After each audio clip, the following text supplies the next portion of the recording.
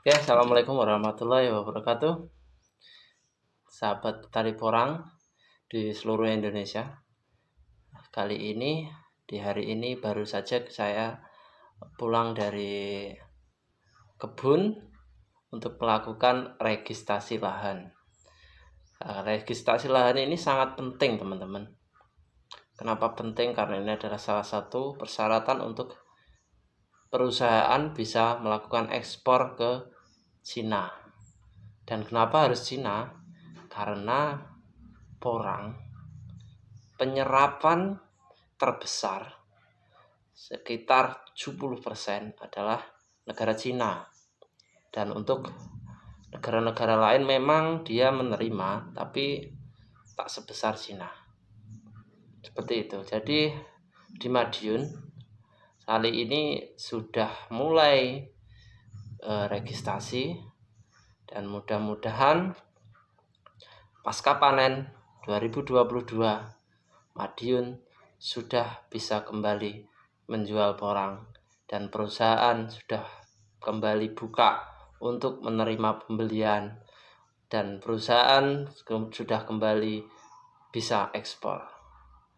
Jadi ini ada rangkaiannya, teman-teman. Ketika sebuah perusahaan PT itu bisa ekspor, maka PT tersebut bisa menerima hasil tani. Jadi semuanya harus ada kerjasama antara petani paling bawah, nomor 2-nya PT, nomor 3-nya Dinas Pertanian, dan juga pemerintah.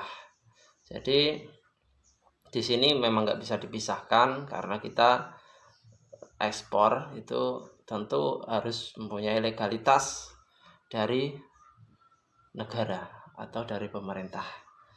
Dan nanti saya tayangkan seperti apa videonya ketika saya dan teman-teman melakukan registrasi. Ini sudah berkali-kali, ini sudah bertahap. Mulai saya dulu undangan untuk sosialisasi persyaratan ekspor di Hotel Aston, kemudian ditindaklanjuti di perusahaan APK Asia Prima Konjak di Madiun, kemudian ditindaklanjuti lagi untuk mempertegas dan memperjelas di Asia Prima Konjak, kemudian ditindaklanjuti lagi survei di lahan untuk teknik register. Jadi setiap petani itu mendaftarkan lahannya di mana, bagaimana cara dia mengolah tanahnya, jadwal tanamnya kapan, jadwal panennya kapan, jumlah populasi di lahannya ada berapa ribu batang yang kemungkinan dipanen, rencana panen di tahun depan, dan mau disetorkan di pabrik mana.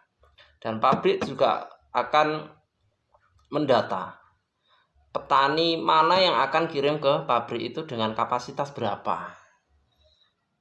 Setiap petani kemudian harus wajib registrasi, sehingga registrasi ini sangat menjadi penting untuk petani porang.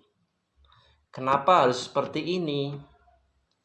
Pasti banyak petani yang bertanya seperti itu. Kenapa harus seperti ini? Karena kenapa? Pola makan itu ada 3, teman-teman. Di negara-negara yang kelasnya belum mapan, itu ada kategori butuh mangan, pokoknya makan. Ada kategori yang negara kelas menengah, enak. Yang negara-negara sudah berkembang, sudah maju, seperti Jepang, Korea, Cina, dan negara-negara Eropa, itu menerapkan pemerintahnya untuk pola makan sehat.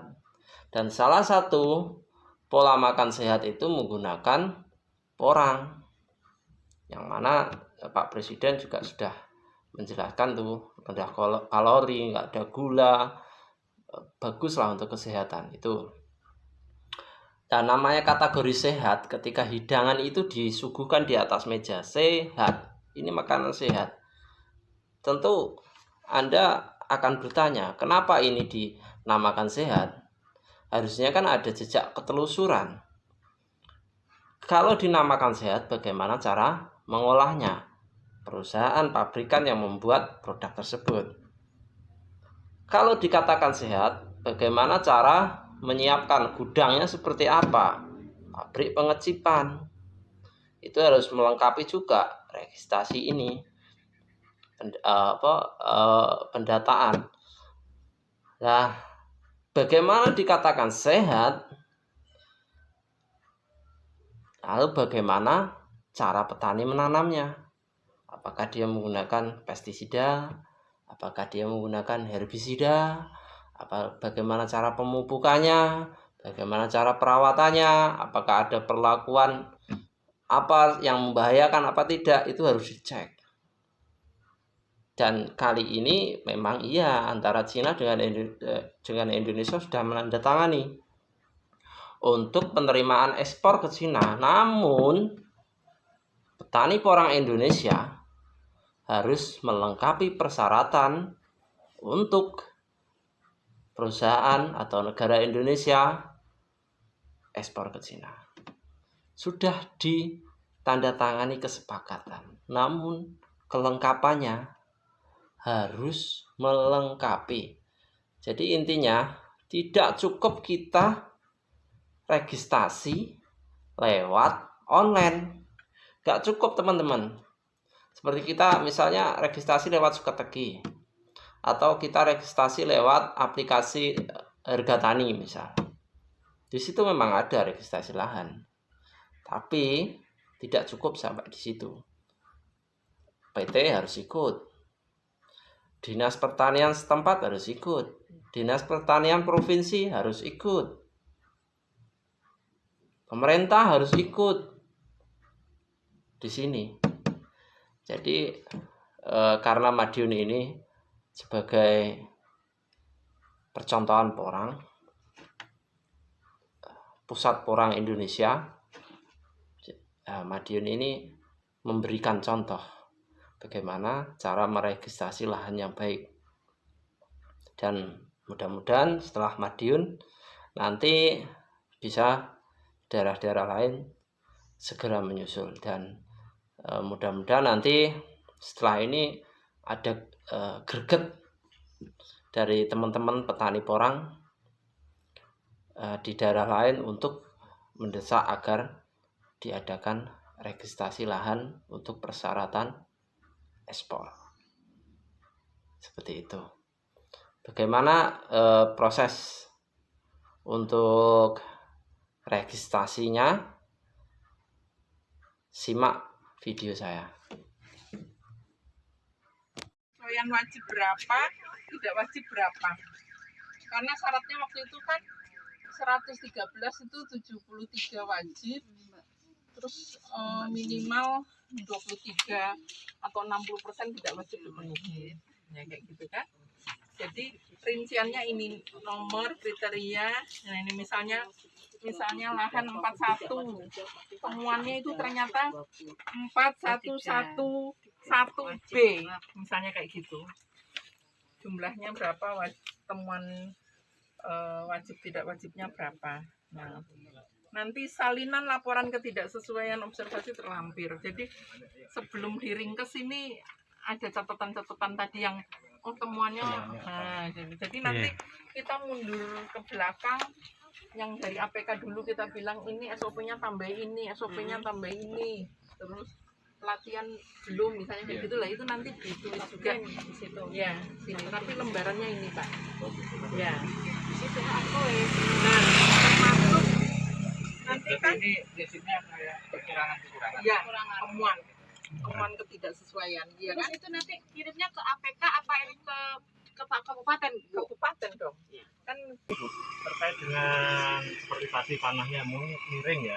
Kan di hutan kan ada aturan tidak boleh mengolah lahan sesuka hati. Nah, secara otomatis kebanyakan bisa dibilang 90% petani di sini itu sistemnya adalah TOT, tanpa olah tanah, tanpa ada tindakan konservasi. Oke, kan tidak relevan, nggak masalah, tapi bisa diterangkan kenapa tidak boleh mengolah tanah kenapa? aturan Ya karena Ya oke, berarti itu aturan itu ya kan? Kayak gitu. Yang penting kan penjelasan, oh nggih. ya kan? Nggih. Nah, jadi nanti ada kesimpulan hasil dari penilai, ya ini tanda tangan petani, tanda tangan petugas penilai, dan nanti ada lampiran catatan itu loh tadi. Nggih. Nah, setelah ini jadi, ya kan? Setelah ini jadi, jelas sudah jadi, maka ini dikirimkan ke kabupaten, ya kan? Untuk kabupaten membuat rekomendasi ke provinsi. Nah, provinsi mengeluarkan registrasi. Cuman kemarin saya minta Bukom melihat ada nggak ini form yang kabupaten?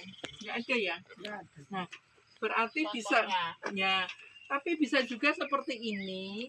Ini kan surat keterangan registrasi kebun. Nah, nanti bisa dibuat aja surat rekomendasi registrasi kebun lahan usaha itu loh. Kalau untuk yang kabupaten, saya kira bisa nyontoh ini, tapi berarti bunyinya aja Bu untuk lampiran 7 dinas ragamkan aja Iya. provinsi seperti apa nanti di-share ke kita nggih. atau ya seperti gini, Iya. nanti kita buatkan lah ya. Ya, Atau mungkin dibuat- penomorannya juga sekalian biar sama masing-masing kabupaten. Atau dibuat berita acara, rekomendasi. Kalau di KKPD itu berita acara. Nanti kita buatkan formnya Bukom ya. Iya. Termasuk